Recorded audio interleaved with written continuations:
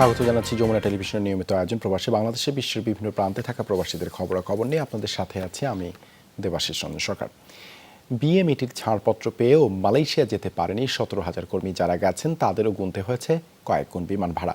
এমন নৈরাজ্যকর ঘটনায় নাম এসেছে সরকারি দলের কয়েকজন এমপির এজেন্সির সংশ্লিষ্টতা।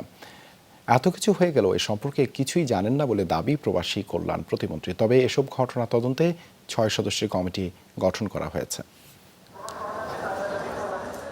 বাংলাদেশের দ্বিতীয় বৃহত্তম শ্রমবাজার মালয়েশিয়ার দরজা বন্ধ হলো 31 মে। শেষ দিনে দেশটিতে যেতে বিমানবন্দরে কর্মীরা ভয়ানক দুর্ভোগে পড়েন। তাদের গুনতে হয় কয়েক গুণ বিমান ভাড়া। এর মাধ্যমে কয়েক কোটি টাকা হাতিয়ে নেয়ার অভিযোগ ওঠে। এ ঘটনায় সরকারি দলের কয়েকজন সংসদ সদস্যের রিক্রুটিং এজেন্সির নামও এসেছে। এসব নিয়ে রোববার সংবাদ সম্মেলন করেন প্রবাসী কল্যাণ প্রতিমন্ত্রী। জানান, বিএমইটির অনুমোদন পাওয়া 16,970 জন মালয়েশিয়া যেতে পারেননি। শ্রমবাজার নিয়ে এমন নৈরাজ্যকর পরিস্থিতি তদন্তে 6 সদস্যের কমিটি গঠন করা হয়েছে। 7 দিনের মধ্যে রিপোর্ট দিতে বলা হয়েছে তাদের। যে 5 গুণ ভাড়া দিয়েছে বা 6 গুণ ভাড়া দিয়েছে সেটা আমাদের কেউ অবহিত করে নাই। সেটা শুনলাম, শোনার পরে আমরা দেখব যাদেরকে দোষী সাব্যস্ত করা হবে তাদের বিরুদ্ধে ব্যবস্থা নেওয়া হবে। প্রতিমন্ত্রী জানান, বাইরের কাছে লিস্ট চাইলেও তারা তা দেয়নি। এসব কিছুই তদন্ত করা হবে বলেও জানান প্রতিমন্ত্রী। লিস্ট তৈরি করে আমাদেরকে যদি দেয় তখন সেই অনুপাতে আমরা ফ্লাইটের ব্যবস্থা করব। সেই অনুপাতে সেদিকে বাইরে কোনো লিস্ট আমাদেরকে দেয় নাই। আবারও মালয়েশিয়ায় শ্রমবাজার খোলার বিষয়ে আশাবাদী প্রতিমন্ত্রী। বলেন, এ নিয়ে কাজ করছে সরকার। শাকিল হাসান, যমুনা নিউজ, ঢাকা। বাংলাদেশ জাতীয়তাবাদী দল বিএনপির বাহরাইন শাখার উদ্যোগে দেশটিতে আলোচনা সভা ও দোয়া মাহফিল অনুষ্ঠিত হয়েছে। সাবেক প্রেসিডেন্ট জিয়াউর রহমানের 43তম মৃত্যুবার্ষিকী উপলক্ষে করা হয় এই আয়োজন। শুক্রবার রিফা শহরের একটি হোটেলে আয়োজিত এই সভায় সভাপতিত্ব করেন মুজাহিদুল ইসলাম, পরিচালনা করেন সিরাজুল ইসলাম চুন্নু। অনুষ্ঠানের প্রধান অতিথি হিসেবে উপস্থিত ছিলেন মোহাম্মদ মিজানুর রহমান। শুভেচ্ছা বক্তব্য রাখেন নাসির উদ্দিন। এছাড়া বিশেষ অতিথি হিসেবে উপস্থিত ছিলেন খম আশরাফ উদ্দিন, রুহুল আমিন, আলাউদ্দিন আহমেদ, সালাউদ্দিন, মকবুল হোসেন, আব্দুল আসিদ, আনোয়ার হোসেন ও মোস্তাক আহমেদ সহ অনেকে। আলোচনায় সাবেক প্রেসিডেন্ট জিয়াউর রহমানের আত্মার মাগফিরাত কামনা সহ বিএনপি চেয়ারপারসন খালেদা জিয়ার রোগ মুক্তি কামনা করে বিশেষ দোয়া ও মোনাজাত করা হয়। আজকে আমাদের বিএনপির প্রতিষ্ঠাতা এবং আমাদের মরহুম প্রেসিডেন্ট জিয়াউর রহমানের শতবার্ষিকী উপলক্ষে আমরা আজকে 43তম জন্মবার্ষিকী উপলক্ষে এখানে আমরা সবাই একত্রিত হয়েছি। সবাইকে আমার পক্ষ থেকে ধন্যবাদ ও শুভেচ্ছা বিনিময় করতেছি যে আমরা ফিউচারে যতদিন আমরা এখানে বাহরাইনে বসবাস করবো ইনশাল্লাহ সবাই একত্রিত থাকবো, একমত প্রকাশ করবো ইনশাল্লাহ। হজ পালন করতে যাওয়া মুসল্লিদের সেবায় ব্যস্ত সময় কাটাচ্ছেন মদিনা হজ অফিসের ভ্রাম্যমাণ ক্লিনিকের চিকিৎসকরা। মুসল্লিদের সেবায় ক্লিনিকের কার্যক্রমে নিয়মিত তদারকিও করছেন সৌদি স্বাস্থ্য মন্ত্রণালয়। ক্লিনিক ছাড়াও হজ যাত্রীদের নিয়ে বিভিন্ন হোটেলগুলোতে চলছে স্বাস্থ্য সচেতনতামূলক সেমিনার। সৌদি আরব থেকে প্রতিনিধি মোহাম্মদ সেলিম উদ্দিনের পাঠানো প্রতিবেদনে বিস্তারিত। আর মাত্র কদিন পরই ইসলামের অন্যতম গুরুত্বপূর্ণ ইবাদত হজ। পবিত্র হজ পালনে এরই মধ্যে সৌদি আরবে পৌঁছেছেন অর্ধলক্ষাধিক বাংলাদেশি, যাদের বেশিরভাগই অবস্থান করছেন পবিত্র নগরী মদিনায়। বিপুল সংখ্যক মানুষের স্বাস্থ্যসেবায় মদিনায় হজ অফিসের অধীনে খোলা হয়েছে ভ্রাম্যমাণ ক্লিনিক, যেখানে বিনামূল্যে পাওয়া যাবে চিকিৎসা সেবা। হজ মৌসুমে মুসল্লিদের চিকিৎসায় বাংলাদেশ থেকে সৌদি আরব যায় বিশেষজ্ঞ চিকিৎসক দল। 16 ডাক্তার আর 10 নার্সের সাথে এবার সেবা দিতে গেছেন 6 ল্যাব টেকনিশিয়ান আর 5 ফার্মাসিস্ট। তারা কিন্তু আমাদের পূর্ণাঙ্গভাবে সহযোগিতা করছেন এবং এই সমস্ত সহযোগিতা অনেক ক্ষেত্রে এত বেশি হচ্ছে যে অল্প সময়ের মাঝে তারা বিশেষায়িত চিকিৎসা পেয়ে যাচ্ছেন। সুতরাং আমরা বলবো যে এটি অত্যন্ত চমৎকার একটা ব্যবস্থাপনা এদেশের চিকিৎসা পদ্ধতিতে বা রেফারেল সিস্টেমের মাঝে রয়েছে।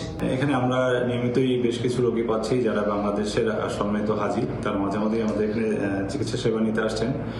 বিশেষ করে ঠান্ডাজনিত সমস্যাটা আমরা বিশেষ করে খেয়াল করছি।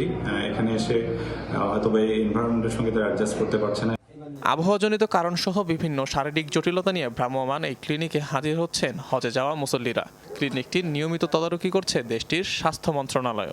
এখানে এসে সবচেয়ে বেশি সমস্যা হয় সেটা হচ্ছে ঠান্ডা পানি খাওয়ার কারণে ঠান্ডা, কাশি, শ্বাসকষ্ট পর্যন্ত হয় এবং অনেকে আমরা মসজিদ থেকে যখন বের হই তখন হচ্ছে জুতা পরতে চাই না। অবশ্যই আমরা মসজিদে বের হয়ে সাথে সাথে জুতা পরবো। রোদের জন্য পর্যাপ্ত পরিমাণ পানি খেতে হবে, ছাতা ব্যবহার করবেন, মাস্ক ব্যবহার করবেন এবং সানগ্লাস ব্যবহার করবেন রৌদ্র প্রোটেকশনের জন্য, যেন রৌদ্র তাদেরকে ওইভাবে না ক্ষতি করতে পারে।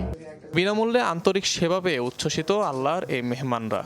আমাদের পর্যাপ্ত চিকিৎসক দিয়েছেন, নার্স দিয়েছেন, ফার্মাসিস্ট দিয়েছেন। আমরা যেন রোগীদেরকে সন্তুষ্টি সহকারে রোগীদেরকে প্রায়োরিটি দিয়ে চিকিৎসা প্রদান করি। বাংলাদেশ হজ মিশন থেকে আমাদের বিকেলবেলায় আমাদের হোটেলে গিয়ে ওনারা এক্সাম করে আসছে, অলরেডি একটা আমাদেরকে দিক নির্দেশনা দিয়ে আসছে। সুস্থতার সাথে নির্বিঘ্নে পবিত্র আহকাম পালনের প্রত্যাশা মুসল্লি, চিকিৎসক সহ সবার। অনিক রহমান, যমুনা নিউজ। চীন বাংলাদেশ মুক্ত বাণিজ্য চুক্তি FTA বাংলাদেশের অভ্যন্তরে মূল্যস্ফীতি কমাতে সহযোগিতা করবে, এই কথা বলেছেন ঢাকায় নিযুক্ত চীনের রাষ্ট্রদূত ইয়াও ওয়েন। রোববার চীন দূতাবাসে আয়োজিত এই সেমিনারে এসব কথা বলেন রাষ্ট্রদূত। China Bangladesh free trade agreement, mutual beneficial and win win choice শীর্ষক সেমিনারে তিনি বলেন, এই বাণিজ্য চুক্তি বাংলাদেশের জন্য উল্লেখযোগ্য সুবিধা নিয়ে আসবে। সেমিনারে FTA এর মাধ্যমে দুদেশের পারস্পরিক সহযোগিতা ও লাভের বিষয়ে গুরুত্ব আরোপ করে বাণিজ্য প্রতিমন্ত্রী আহসানুল হক টিটু তিনি বলেন, FTA চুক্তির আওতায় যেতে প্রথম ধাপের আলোচনা এবছরই শুরু হবে। আগামী বছর চীনকে বাংলাদেশের সর্ববৃহৎ বিনিয়োগকারী বলা যাবে। The China-Bangladesh FTA covers areas such as trade in goods, trade in service, investment, e-commerce, and high-tech industry cooperation, providing a basic framework and solid guarantee for future bilateral economic and trade cooperation. Hopefully, we will declare our, study complete before Honorable Prime Minister visit to China, and then we can start our formal negotiation about FTA to proceed. Bangladesh ও Saudi Arab পারস্পরিক উন্নয়ন ও অগ্রযাত্রায় গুরুত্বপূর্ণ অংশীদার হিসেবে কাজ করবে, এমনটাই বলেছেন ধর্মমন্ত্রী ফরিদুল হক খান।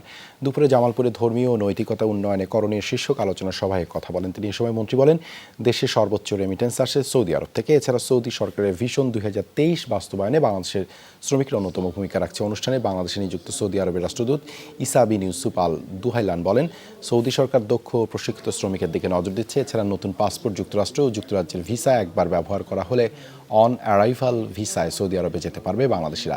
ইসলামী ফাউন্ডেশনে আয়োজিত এই সভায় 2 শতাধিক ওলামা কেরাম অংশগ্রহণ করেন।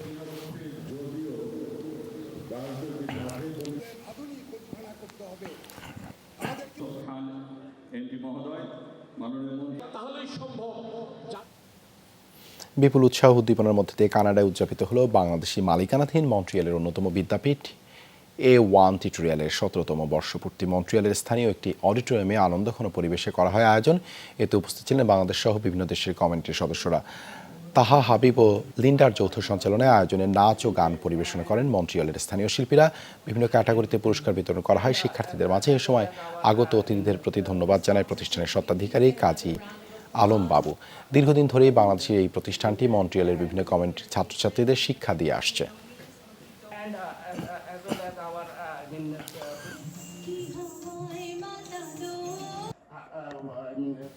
নানা আয়োজনে যুক্তরাজ্যে পালিত হয়েছে বর্ষবরণ অনুষ্ঠান। বাংলা নতুন বছরকে স্বাগত জানাতে বর্ণিল আয়োজন করে পদ্মা ওয়েলফেয়ার ট্রাস্ট। এই উপলক্ষে ওল্ড হ্যামের রয়্যাল সুলতান ব্যাংকুয়েট হলে অনুষ্ঠানের আয়োজন করা হয়। এতে সভাপতিত্ব করেন সংগঠনের সভাপতি গোলাম মোস্তফা এবং পরিচালনা করেন সাধারণ সম্পাদক সোহাগ হোসেন। আয়োজনের প্রধান অতিথি হিসেবে উপস্থিত ছিলেন সংগঠনের প্রধান উপদেষ্টা মিজানুর রহমান মিজান। উপস্থিত ছিলেন আমির হোসেন মজনু, খোকন মোল্লা, মাসুদ শিকদার, বোরহান ব্যাপারী, স্বপন মোল্লা সহ আরও অনেকে।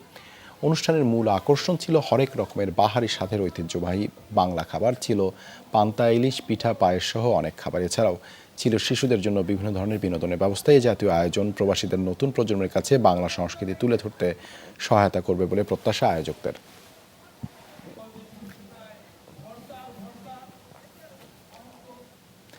ইসরায়েলের রাজনৈতিক কোন্দলের জেরে আবারও অনিশ্চয়তায় গাজায় যুদ্ধবিরতি প্রস্তাব। মার্কিন প্রেসিডেন্টের প্রস্তাবিত পরিকল্পনা ঘিরে তেল আবিবের মন্ত্রীদের মধ্যে শুরু হয়েছে বিবাদ। নেতানিয়াহু চুক্তিতে রাজি হলে মন্ত্রিসভা থেকে সরে যাওয়ার হুমকি দিয়েছেন কট্টরপন্থী নেতা বেন গাভির ও বেজালেল স্মোরিচ।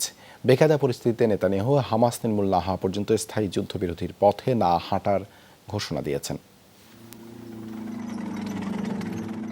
গাজায় যুদ্ধবিরতির লক্ষ্যে দফায় দফায় ব্যর্থ আলোচনার পর শুক্রবার 3 ধাপ বিশিষ্ট প্রস্তাব তুলে ধরেন মার্কিন প্রেসিডেন্ট জো বাইডেন।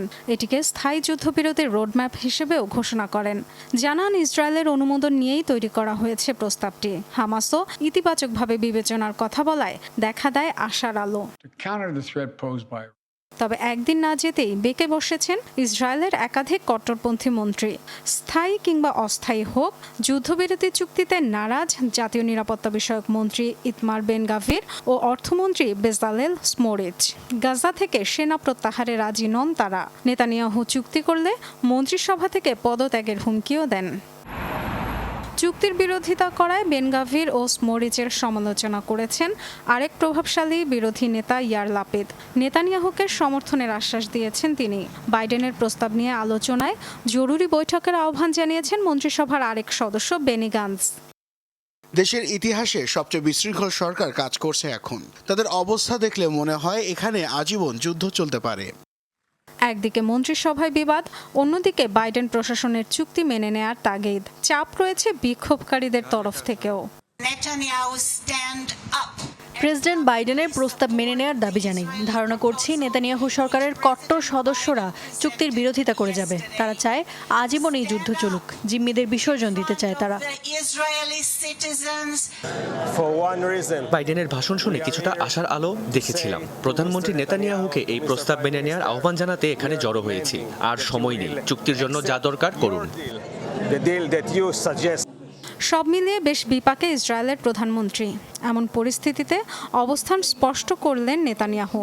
জানান লক্ষ্য শতভাগ পূরণ না হওয়া পর্যন্ত স্থায়ী যুদ্ধবিরতিতে রাজি নন তিনি।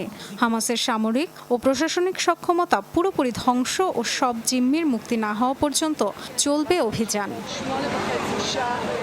হামাস জানিয়েছে বাইডেনের প্রকাশ করা প্রস্তাবের লিখিত কোনো কপি এখনো পৌঁছায়নি তাদের হাতে। তাই আপাতত ইতিবাচক বললেও রয়েছে সংশয়ও। আমরা এখনো লিখিতভাবে কিছু পাইনি। অভিজ্ঞতা থেকে বলতে পারি, যা মুখে বলা হয় অনেক সময় নথিতে থাকে না। প্রস্তাবের কপি পড়ে বিস্তারিত জানতে চাই। গণমাধ্যমে যা বলা হয়েছে তা ইতিবাচক, তবে কাগজে লিখিত আকারে পাঠানো হোক। বাইডেনের প্রস্তাব নিয়ে এখনই হতাশ হতে নারাজ মধ্যস্থতাকারীরা। যুক্তরাষ্ট্র ছাড়াও তৎপর কাতার ও মিশর। ইসরায়েল ও হামাস দুপক্ষকেই চুক্তিতে পৌঁছানোর আহ্বান জানিয়েছে তারা। Dorothy Tasrin, Jamuna news.